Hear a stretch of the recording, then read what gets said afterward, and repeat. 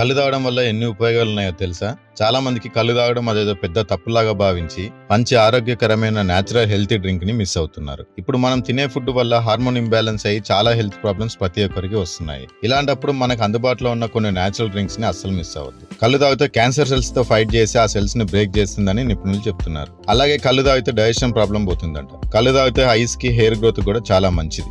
కళ్ళు తాగితే heart diseases కి దూరంగా ఉండొచ్చు. బీపీ కూడా కంట్రోల్లో ఉంటుందంట. ఒకప్పుడు కిడ్నీలో స్టోన్స్ ఉన్న వాళ్ళు తాటికల్లు గానీ ఈతకల్లు గానీ తాగితే కిడ్నీలో స్టోన్స్ కరిగిపోయేవట.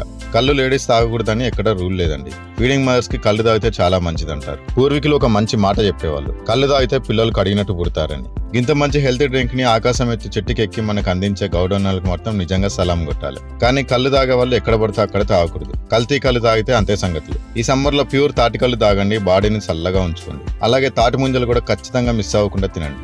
నా కంటెంట్ మీకు నచ్చితే చిత్తా టాక్స్ ని ఫాలో అవ్వడం మర్చిపోవద్దు.